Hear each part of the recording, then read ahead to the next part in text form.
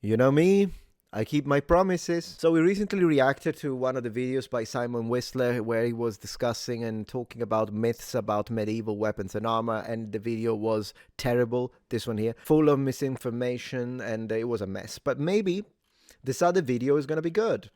I don't know, but we can check it out because I promised you that I would have reviewed it, so let's have a look. And without further ado, 5 shocking things about knights. Let's see if this is...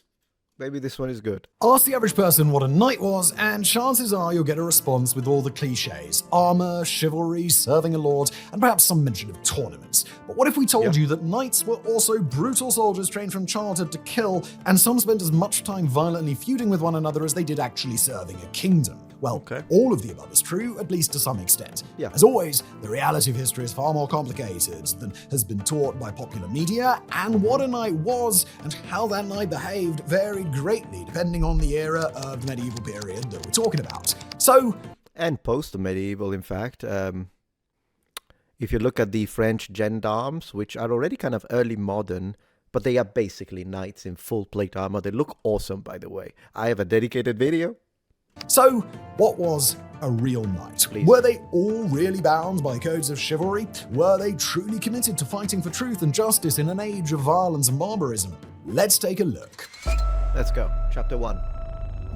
Once the class of knight had been well established around the end of the 9th century, beginning of the 10th, it became customary for the son of a knight to train, be anointed a knight himself, and eventually enter into a term of service with a lord, otherwise known as becoming that lord's vassal. Yeah, so page, squire, knight. A newly anointed knight, particularly a skillful one, also had a chance of being given a fief by a lord looking to secure service, a fief being a plot of land a knight was allowed to work and earn money from. But what tends to get overlooked is that a knight's value originally came from being an elite military unit. Knights were simply heavy cavalrymen, with the term knight itself being nothing more than a military denotion. This would change as the medieval period progressed, but we'll get into that later. For now, keep in mind that it was the most professional, fiercest knights that were sought out by lords, meaning that relentless training was a necessity. The son of a knight was expected to train from the age of 7 through to the age of 21, and you can bet that elite medieval military standards were ruthless. At age 7, the boy was sent off to the lord of the land's household, given the title of page, and immediately thrust into a heavy fitness regime. It wasn't all physical though, with the page also expected to excel in basic academic studies, including the code of chivalry. Between academics and fitness, a page... Well, chivalry is... I'm sure he'll go into it, so I'm not going to go too much, but chivalry is often misunderstood, and it is something that it does vary region to region, nation to nation, and it's in fact not as codified as you would imagine. But I do have a video dedicated to knighthood and chivalry. I'm sure he'll cover it though. Was also sent off to participate in extended hunting outings with falconers and huntsmen. After the introductory period, a page was then assigned to an established knight as a servant, taking over duties such as cleaning armor, caring for horses, and handling baggage. It was holding the helmet, that's another thing, and then give it to the knight. Wasn't uncommon for a page to even be taken on knightly expeditions, meaning that the boy, not yet having hit puberty, was likely to come face to face with violence and even death. Yes, very common in classical antiquity as well, depending on which country.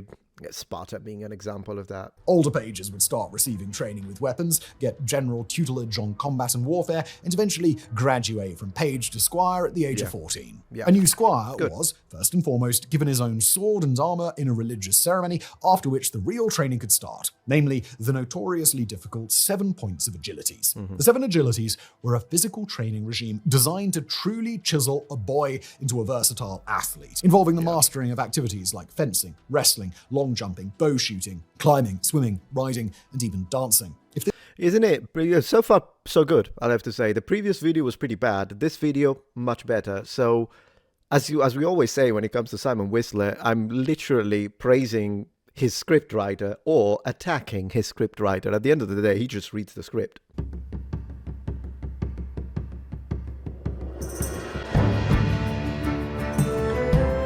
Subscribe.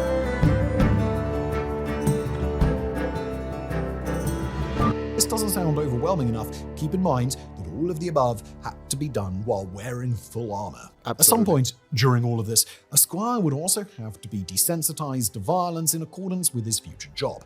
As such, squires, still just teenagers, were sometimes required to systematically slaughter livestock with a sword, most commonly pigs. The gruesome task familiarized the boy with the sounds of screaming, the sight of gore, and the smell of fresh-spilled blood. When Ascar turned 21, he was eligible to be knighted and could, depending on his performance, enter into the service of a lord.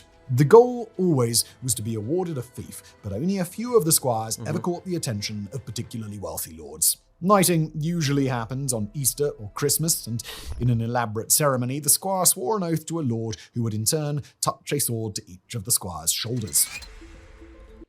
Okay, well, so I kind of hate these 3D clips or B-rolls that are once again downloaded from either Storyblocks on one of those. So I'm not a huge fan of those. I'm not a huge fan of these, but in general, I have to say, re-employ this scriptwriter again, because while a little superficial, the information is good. Now, all this talk of brutal training regimes and children being chiseled into fighters may be a bit surprising. Wasn't there an age of chivalry? Weren't knights brave, courteous men that defended the weak, stood for justice, and treated ladies with respect? Ideally. As it turns out, how knights behaved and whether a true age of chivalry ever really existed is a highly speculative topic. Our modern perception of knights comes predominantly from Renaissance-era books like literature. Le Morte d'Arthur, The Death of Arthur, which worship the dignified King Arthur and his valorous knights of the Round Table. But the content of such... It's possible that Arthur was based on a historic person. Some say maybe a king of Wales, others purport other areas. But in general, it's possible that King Arthur was real. But a lot of course, since we're talking about the High Middle Ages, there has been a lot of data to support that, so it is misty, if you will. But it's an interesting topic and one that I would love to go into a deep dive. If you're interested in that, I could produce that video. Books was drawn from chivalric romances rather than historical records, so it's perhaps best to say that The Death of Arthur was as accurate in depicting knights as dime store westerns were in depicting cowboys. Maybe. This isn't to say there wasn't a code of chivalry, because there certainly was. In that regard, however, it's important to understand the intention of the code and appreciate that it changed dramatically throughout the medieval period. He's correct, and the intention, generally speaking, is still to serve your lord and your masters and your betters. To excel in combat and to be controlled by the aristocracy. Also, even in its least codified versions, there still was a very strong connection between a knight and the expectations of a Christianity. So those absolutely are there and would be expected of a knight. Now, whether or not every knight followed those in the action, yeah, of course, it's going to become a case by case.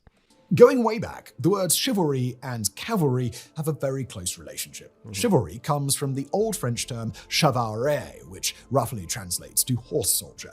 The earliest true knights, anointed under the Frankish king Charlemagne between 768 and 774, were nothing more than elite cavalrymen. Charlemagne rewarded his fiercest cavalrymen with land as a means to secure their loyalty, and in doing so, a new warrior class was created, destined to become wealthy and influential in their own right. And the key here is that the elite cavalrymen were given a code of conduct to aspire to, which in the early days simply involved following orders and performing professionally. Absolutely, yeah. 100%. But as the reverence and prestige heaped upon cavalrymen grew, so the code of cavalry also evolved, soon including additions like how to behave towards lower-ranking soldiers. Time passed, and the warrior class of knights grew ever wealthier and more influential, so it wasn't long before the sons of knights, the pages, and the squires we were just talking about were taught how to act in the presence of a lord and other nobles, as well as how to treat noble ladies and lower social classes. Yeah, because at the end of the day, even though initially it started as... So it's interesting because in the medieval period, when you look at Norman knights, it is basically a efficient and wealthy soldier. As we go further into the Middle Ages, it becomes the lowest rung of nobility. But then again, the very origin of the medieval knight is rooted in the upper class when you look at the Roman equites, which was an aristocratic landowner class that was distinguished by regular people. So it kind of has a bit of a... The beginning has to do with aristocracy, then depending on the context, it becomes now is more like a professional, semi-professional soldier, or in general a wealthy soldier that can afford and maintain a horse, but then it sort of comes back to its initial origins when it comes to the Roman aspect, and then it becomes even more so going upwards into the lower rung of aristocracy, as I was saying. Fascinating. Historian Léon Gautier, in his 1884 book Le Chivalry, summed up the chivalric code with key points, including: thou shalt defend the church and believe all that it teaches, thou shalt respect the weak and defend them, thou shalt not recoil before thine enemy, thou shalt never lie and always be true to thine word, thou shalt be generous, thou shalt be the champion of the right and the good. So as I was saying, strongly connected to Christianity. So as long as there is Christianity involved, and of course there is, because all of these knights are Christian, then you can immediately expect that they would have, even if it's not written down or codified, as it will be later more, the expectation was still there to be a good Christian. And once again, will some be good Christians? No, they will shoot you in the eye with a crossbow if or cut your throat. But then again, I mean, that's kind of beyond the point. We're discussing whether or not an expectation societally was there. And I would say it was, even when, up to a certain extent, even when it wasn't written down or codified, simply because of the strong connection between the chivalric orders and the Christian church. Now, to be clear, no such list ever existed in the medieval period. Gautier took information from multiple medieval and Renaissance texts and boiled them down into what he felt were the key chivalric aspirations. More to the point, and much more controversially, it's also very debatable as to whether knights paid any attention to these teachings at all, or I think, it's a case by case. There is no reason to believe that some wouldn't, but there is also no reason to believe that all did. I think that is the most logical conclusion that anyone can have. At least as to whether they observed the code of chivalry, when not in the presence of nobles that could hold them accountable for their behavior. The idea that there was ever an age of chivalry at all, generally said to be the 11th and 12th centuries, has also been called into question, notably by late 1700s Swiss historian and economist Jean-Charles Léonard de Sismondi. Sismondi argued that the age of chivalry exists only due to the romanticized writings of the Renaissance era, saying, "The more closely we look into history, the more clearly shall we perceive that the system of chivalry is an invention almost entirely poetical. It is impossible to distinguish the countries in which it is said to have prevailed. It is always represented as distant from us both in time and place, and whilst the contemporary historians give us a clear, detailed, and complete account of the vices of the court and the great, of the ferocity or corruption of the nobles, and of the civility of the people, we are astonished to find the poets, after a long lapse of time, adorning the very same ages with the most splendid fictions of grace, virtue, and loyalty." Still, it doesn't mean that, again, it's case by case. I'm just going to continue hammering down on that point. It is absolutely case by case. I want to see if he's going to address, so far, pretty good video. I want to see if he addresses the role that men-at-arms play in the fighting in the manner of the knight, because that is something that is, whenever you speak about knights, you should underline, because it is one of the most misunderstood points when it comes to identifying and decoding medieval iconography involving the mounted nobility class. But if he doesn't, I'm not saying that he has to, but if he doesn't, I will.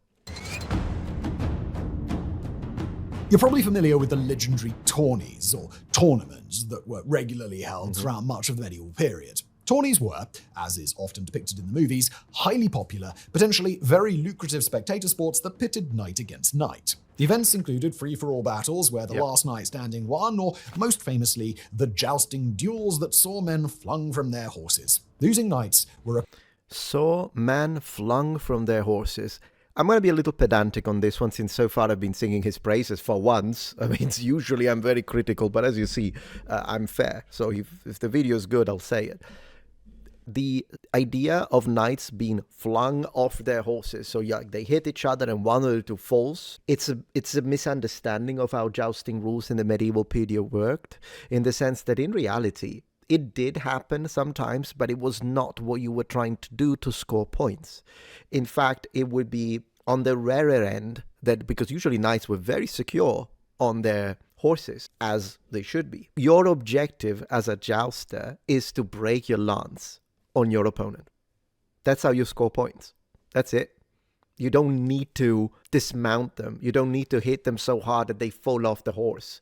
It can happen, absolutely. But when you look at the actual jousting reports, even the accidents, and I have a dedicated video on this, then you notice that in fact, a lot of it is occasionally mentioned that a knight will fall, but it's usually due to the injury rather than he was catapulted out of the horse. And a lot of the times, instead, what happens is that you got a splinter, or maybe there is a failure in the armor. Sometimes it happens more often than not with bever salad combinations rather than a frogmouth, for instance, because of course that's more robust. But that was just something I wanted to underline, because I think we have been given, due to the representation of jousting, not only in the movies, but also in fantasy, like Game of Thrones, that are sort of medieval inspired. And then we see this, like, oh, the two knights hit each other and one flies off the horse. Yeah, but that's not the goal of the joust. The goal is to break your lance, and that gives you points. That's it. Required to give up their horse to the winner. Thence, adding insult to injury, they also had to pay a ransom to the winner for sparing their life. As you can imagine, yes, not during the joust, though. That's during the earlier types of tournaments, which were basically a free-for-all, like you said. The earlier types, yeah, you can win, get the guy, pay ransom, and all. They looked more like battles, really. In the joust, that's not the case. Now, there are specific civic, in fact, legal types of jousts when it's a duel. Then the situation can get really bad. Like, they can be first blood, but sometimes they can actually kill each other. Those are kind of on the rarer end, but they are found in the sources. Violent feuds were a common highlight of these events, and getting killed by a rival, either over the course of the tourney or as an act of revenge, was fairly common. No, it wasn't fairly common, but it did happen. But it was not fairly common. Just actually look at the reports at that point. I think in this case, your script writer found the information that it did happen. There are a couple of situations where we have the names of someone who did that, which, by the way, was frowned upon. So it was a little risky to do it for personal revenge. But regardless, then at that point, we'll have to see who's your friend, right, in the upper echelon of society, and whether or not you can get away with it. Some didn't. Some actually got punished for it. But regardless, it's not common. I think what the script writer in this case, he saw that that's something that happened and just added it was fairly common. It was not common. To say that it's fairly common, you need to review the data. Petty violence that characterized later tourneys wasn't, of course, the original intent. The sport had originally been introduced in the mid-1100s as a way for knights to demonstrate their skills to prospective lords and to keep fighting wits sharp for the ongoing crusades. To train. The very original reason is to keep them busy and to train. Keep them busy because you have a military class that is bored is always a problem, but also to make sure that they are fully trained in the case of a war. But the social role of knights was already changing, and as the knight and nobility classes became increasingly intertwined, trivial infighting became ever more frequent. Yeah. Most distressing is that feuds sometimes spilled over from the tourneys and the outside world, resulting in knights clashing in fatal duels, and sometimes entire regions being provoked into riots. In extreme cases, a feud could even escalate into a full-scale conflict, erupting in knights and nobles raiding one another's fiefs and burning one another's property. Not surprisingly, the church quickly took a firm stance against tourneys, calling the events inventions of the devil that served only to lure young men into fighting one another as opposed to the common foreign enemy of the Muslims. The clergy went so far as to forbid those who were killed at tourneys from being buried on holy ground, which was a pretty extreme punishment at that time. Yeah, true. And it's not the first time, of course, that the church gets involved. In the previous video, he got the papal bull wrong, and I corrected him. But in this case, he's correct. So the church tried, we should say, to ban them. But just like the church failed when they banned crossbows and nobody cared. Well, there are a couple of countries that did, but the majority didn't care. Then still fielded crossbowmen and archers. Because do remember, the papal bull says crossbowmen and archers are hateful to God and shouldn't be used against Catholics and Christians. And the reason why there is a distinction, by the way, is because where are the non-Catholics, like the Cathars, for instance, although those get annihilated during a crusade, whatever. There were other types of Christians. There weren't only Catholics, so they specify. Even then, nobody cared. And so when it comes to this, nobody cared. King Henry II, ruling between 1154 and 1189, was finally pressured into banning the events. Though his decision didn't last long. It's good that he showed one of those who did. With his son Richard the Lionheart soon lifting the ban in 1194. Yep. From that point on, tourneys were strictly regulated, though remained popular through the Crusades until being halted for good in the 1620s. They shouldn't have. They shouldn't have. I love 20s. I'm glad that you were bringing them back with modern, full court, full jousters. I freaking love it. Speaking of the Crusades, it's often suggested that Pope Urban II launched the campaigns partially as a way to distract nobles and knights from fighting one another. Infighting had been rampant even before the tourneys, and the church intended that knights and nobles put aside petty feuds and join forces against the Muslims. Yeah, sure. So he's correct with the idea of the church considering stop in fight between Christians. We've got the Muslim menace to take care of. That's absolutely correct and supported by the sources. I do not believe, however, I have heard people say that, but I don't believe that the reason why the Pope Urban II called the crusade was, because I got to distract the knights or they're going to kill each other. No, there are too many other economic, social, and political reasons, as not to mention, to call the crusade, and I really don't think this would have been like a bonus. That's my interpretation, but this is debated. So I'm not correcting in this case, I'm just sharing my opinion. I personally stand with people who say this could have been seen as a little bonus to it, but it definitely wasn't the main reason, or the only reason, even worse. Not that he said that, but it wouldn't be the main reason as to why the crusades happened. Urban II said, hence it is that you murder one another, that you wage war, and that frequently you perish by mutual wounds. Let therefore hatred depart from among you. Let your quarrels end, let wars cease, and let all dissensions and controversies slumber. Enter upon the road to the holy sepulchre, wrest that land from the wicked race, and subject it to yourselves. As the lengthy age of crusades arrived, taking place between 1099 and 1291, the clergy took the opportunity to try and bring order to the class of knights, attempt to reform it into something closely tied to religion, and this gave... Wait. I liked that picture, so I didn't want to interrupt him, but his editor actually put up some very good iconography. I appreciate that. Look at these curved, actually quite curved heater shields here. Fascinating design. Sometimes they also have a different top, where I kind of spent more time than I care to admit. There we go. See, the one that goes up like this. This one here, it's kind of uncommon in iconography, but I found at least 5 more. It took me, again, I don't want to say how long, but this is a design, instead of the top being flat, being like this, that I love whenever it's found in iconography. So I hadn't found this one when I did my research. So thank you for that. I'm going to screenshot this, because this is my favorite shield design, okay? Not only the heater shield, but the one that has specifically this little point at the top. And it's a little rare, if you will, so I appreciate whenever I find it. Also, this is one of the early types of firearms. If you look at this, these kind of single shot hand cannons, if you will, and also a lot of brigandines. Love to see it. And this gave the now popular cliche of a holy knight, a knight that saw himself as acting in accordance with the word of God. It's not a cliche, though. I think a lot of knights believe that, truly. Now, whether or not that would connect with your idea modernly of what a good Christian is, that's an item of debate in of itself. But I don't think it's a cliche. I think a lot of these knights were Christian. They're actually Christian. They believed that they were called by God, particularly when, the freaking Pope tells you that. I think a lot of people will believe it. I do not believe it's a cliche. I think they were very Christian. Absolutely, they were.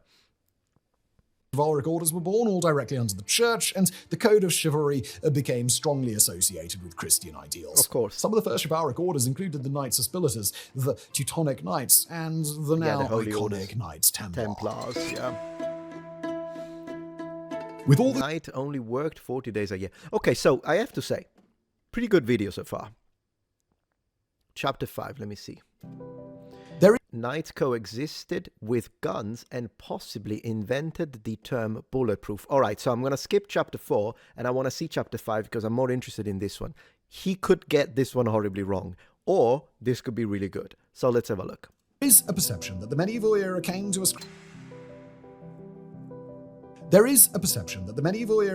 a screeching halt the moment that firearms first appeared in 14th century Europe, with gunpowder ushering in the sweeping changes of the Renaissance. To an extent, this is true, and gunpowder did indeed closely parallel armored knights vanishing from battlefields. No, they didn't. They didn't. I'm sorry that the writer wrote that. No, but I'll let him continue. It's just that it didn't. It's not true. Armor didn't disappear because firearms were invented.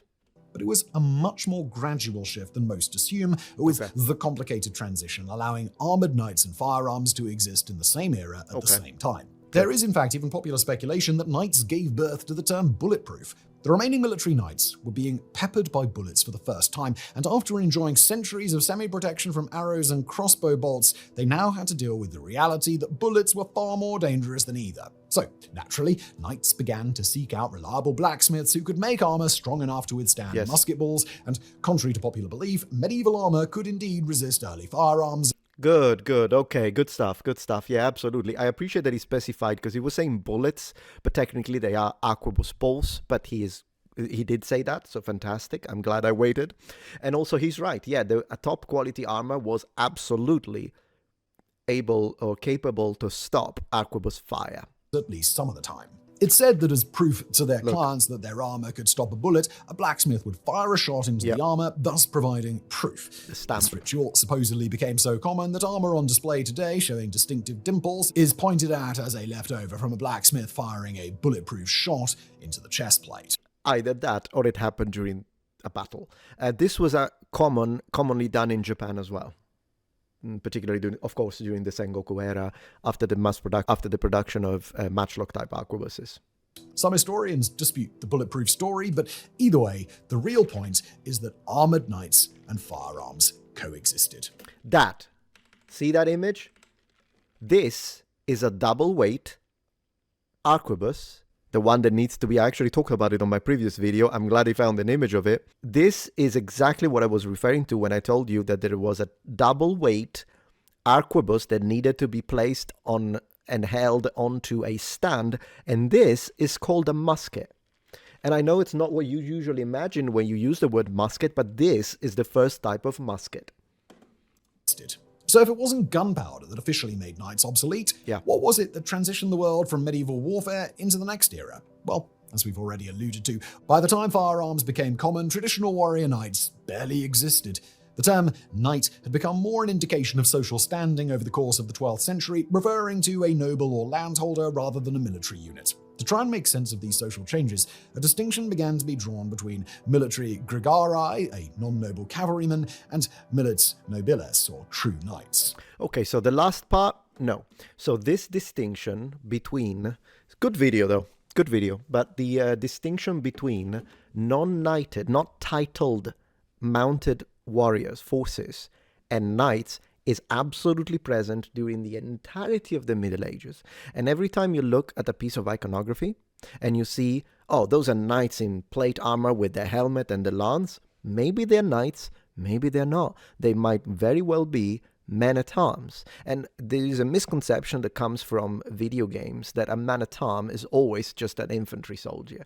It's not the case. A man-at-arm can well be absolutely a billman. He could be whatever the heck, a halberdier, whatever it is, a spearman, but it could also very well be a man-at-arms who fights in the manner of the knight. And when one of those is there and they have the budget, maybe they're either veterans or they just come from a wealthy family, they're not knighted. They don't have the title, but they look identical to knights when you look at iconography. And in fact, oftentimes, unless you have specific indications that tell you this is Sir whatever the heck, and so we know that the person is a special, right? Like mounted nobility, they might as well be men-at-arms, and it would be very difficult to discern the two. So the distinction, the coexistence of mounted nobility and men-at-arms who are not titled, but they fight and look just like them, is always been a thing during the Middle Ages. And oftentimes, this is why knights, particularly when they are titled, even higher titles like a count or a duke or a prince, you can tell that they get their armor gilded, gems, decorations, incredible high quality, because otherwise they would be indistinguishable for the men-at-arms and the other knights. So they do that. So that's one thing, the quality of the armor that they wear, and of course heraldry exist precisely to distinguish them from otherwise men-at-arms that would look identical to them. Anyways, good video. Appreciated it. We'll see the next one. I guess it's a bit of a dice roll, isn't it? Anyways, thank you for watching. If you're enjoying this video so far, please take a moment to check out my Patreon page. With as little as a $5 support, you can help us ensure that we can continue to produce high quality and high researched content. And at the same time, you get access to polls, extra videos, unlisted streams, and much more. Thank you so much.